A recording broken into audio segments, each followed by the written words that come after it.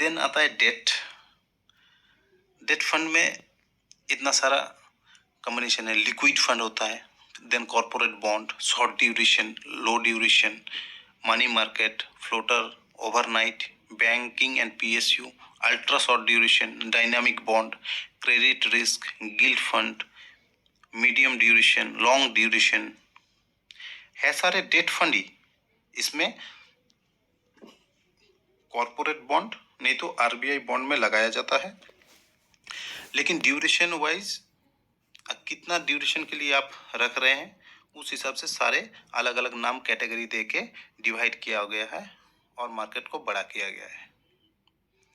Then आता है hybrid fund. Hybrid fund में भी देखिए dynamic asset allocation, aggressive hybrid, arbitrage, multi asset allocation, conservative, equity saving, ये सब है। डायनेमिक एसेट एलोकेशन का मतलब, dynamic asset allocation is a portfolio management strategy that frequently adjust the mix of asset classes to suit market condition. Aggressive hybrid mutual fund ये है balance fund, invest primarily in stock with some allocation to FD like instruments. Then आता है arbitrage fund. Arbitrage fund are hybrid funds and invest a small portfolio in their assets and debt. Multi-asset allocation funds क्या है ना? Multi-asset allocation funds are hybrid funds that must invest minimum 10% at least 3 asset classes. These funds typically have a combination of equity, debt, and one more asset class like gold, real estate, etc. Conservative hybrid funds.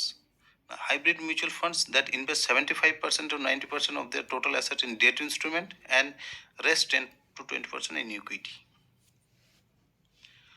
To simplify hybrid mutual fund, it can be said that hybrid funds are a combination of equity and debt investment which are designed to meet the investment objective of the scheme. और इससे पहले मैं solution oriented आपको बताया कि retirement fund और pension fund इस type का होता है। अदर्स में आ जाता है fund of fund, index fund, ETF fund. तो इतने सारे कैटेगरियां होता है, इतने सारे सब सेक्शन होता है। एज का हिसाब से आपका अगर गोल है लॉन्ग टर्म में वेल्थ क्रिएशन करना, तो अगर आपका एज कम है, आप ज़्यादा रिस्क ले सकते हैं, तो मैं आपको बताऊंगा कि आप इक्विटी म्यूचुअल फंड को खरीद सकते हैं। अगर आपको कम ड्यूरेशन के लिए इन्वेस्ट करना है, इक्विटी में कम से कम 5 से लेकर 10 साल तक इन्वेस्ट करना है। अगर वो पैसा आपको 3 साल में ही चाहिए, 2 साल में ही चाहिए, तो मैं बताना चाहूँगा कि आप डेट फंड में उसको पार्क कीजिए। अगर आप लंबे समय तक नहीं होल्ड कर पाएंगे और उस पैसे को आपको बहुत ही ज़्यादा ज़रूरत है, तो उसको आप डेट फंड में रखिए, एफडी से ज़्यादा आपको रिटर्न मिलेगा। देन अगर कोई बंदा लो रिस्क एपेटाइट है, रिस्क नहीं ले पाते हैं, या तो रिटायरमेंट का नज़दीक है, तो वो हाइब्रिड फंड में इन्वेस्ट कर सकते हैं। उनका कुछ पोर्शन डेट में, कुछ पोर्शन इक्विटी में रहता है, कॉम्बिनेशन में रहता है, और रिटर्न लगभग इक्विटी जैसा ही मिल जाता है। इसमें रिस्क भी थोड़ा कम हो जाता है। तो अगर यहाँ तक आपका समझ में आ गया है, तो मैं कहना चाहूँगा कि अगर आप इन्वेस्टिंग का मन बना ली हैं और आपको ये म्यूचुअल फंड का कैटेगरी, सब कैटेगरी अगर समझ में आ गया है, तो आप पूछेंगे कैसे निवेश करेंगे। तो निवेश आप डायरेक्ट बैंक या एडवाइज़र को पूछ के भी, उनसे फॉर्म भरा के भी कर सकते हैं, जिसको रेगुलर फंड कहते हैं। रेगुलर फंड में एक्सपेंस रेशियो आपको थोड़ा ज़्यादा पड़ते हैं। और अगर आप डायरेक्ट किसी ऐप से, जैसे जीरोधा हो गया, आप स्टॉक हो गया, ग्रो हो गया, या तो अपना मोबाइल से ही SBI bank, SBI mutual fund search करके, एचडीएफसी म्यूचुअल फंड सर्च करके, कोटक, एक्सिस ऐसे सर्च करके अगर आप करेंगे, तो डायरेक्ट आपका वो फंड हाउस से हो जाएगा। और अपने आप से आप जो करेंगे वो ग्रोथ फंड में इन्वेस्ट होता है। उसमें एक्सपेंस रेशियो थोड़ा कम होता है, डिस्ट्रीब्यूटर का जो कमीशन है वो कम हो जाता है 1-आधा%। उसमें आपको लॉन्ग टर्म में रिटर्न थोड़ा ज़्यादा बनता है in comparison with regular fund. और एक चीज़ आता है कि इक्विटी में इन्वेस्ट करना चाहिए कि नहीं करना चाहिए। तो मैं कहूँगा अगर आप लो रिस्क एपेटाइट है तो डेट में शुरू कर सकते हैं, नहीं तो हाइब्रिड में शुरू कर सकते हैं। अगर आपके पास लंबे अच्छे खासे टाइम है तो आप इक्विटी से शुरू करें।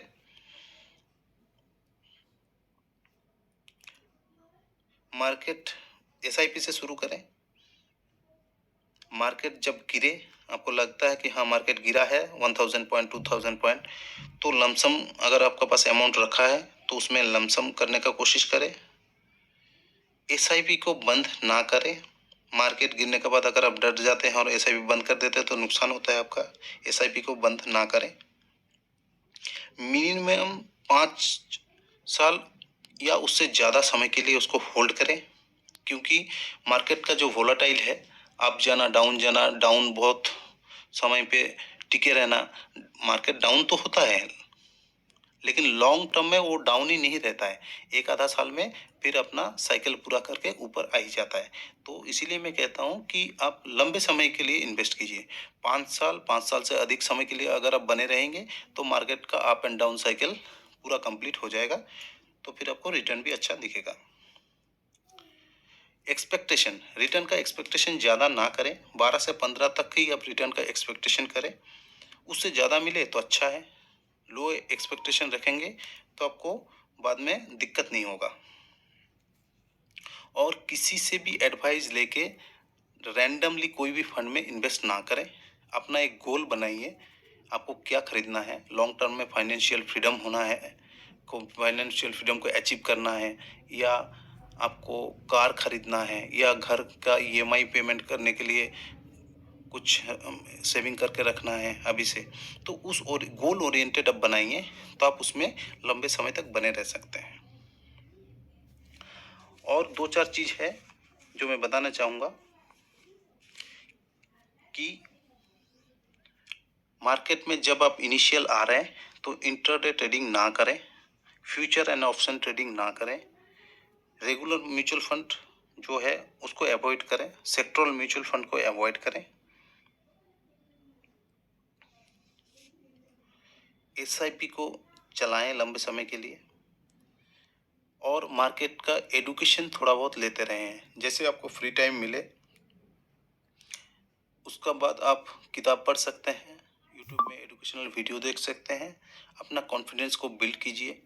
निफ्टी सेंसेक्स का लंबे समय तक का चार्ट देखिए, स्टडी करिए।